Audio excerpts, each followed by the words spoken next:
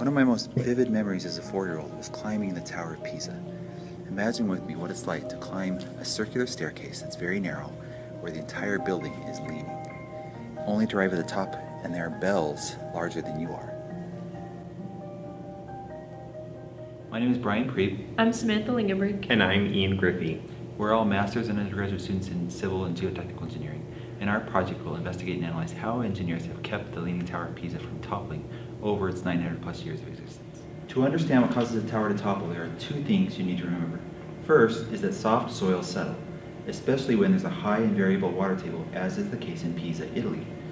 Second is that for a building to stay upright, the vertical projection of the center of gravity needs to stay within the footprint of the foundation. When the building is wide, this is easy to achieve, but as the building gets narrower and taller, a tilt of a few degrees could cause the center of gravity to fall outside the foundation footprint, especially if the foundation is small, as is the case for the Tower of Pisa.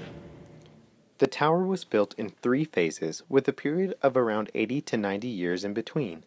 By 1550, the lean of the tower reached 12 feet. Beginning in 1838, as the lean of the tower became more and more extreme, attempts were made to stabilize it.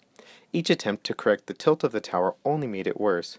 Computer modeling suggests that the tower would fall when it reached a tilt of 5.44 degrees, and in 1990 the tower reached a tilt of 5.5 degrees and was closed to the public. Finally, in 1999, a solution to actually correct the problem was reached, and the tower was reopened in 2001. During the most recent project on the tower, engineers fixed steel cables to the A-frames and weighed the tower down on the north side with 600 tons of weights. Then nearly 70 tons of soil from the north side was excavated to correct the tilt, and wells were added due to the swell of an uneven water table that caused the tower to tilt even more. In 2001, and 20 million euros later, the project worked. The tower's lean was restored to the same angle as in 1838. Engineers predicted the work done on the tower would continue to cause the tower to straighten, and from the completion of the project to 2013, the tower straightened an additional 2.5 centimeters. This project is expected to ensure the tower's stability for the next 300 years. So did it work?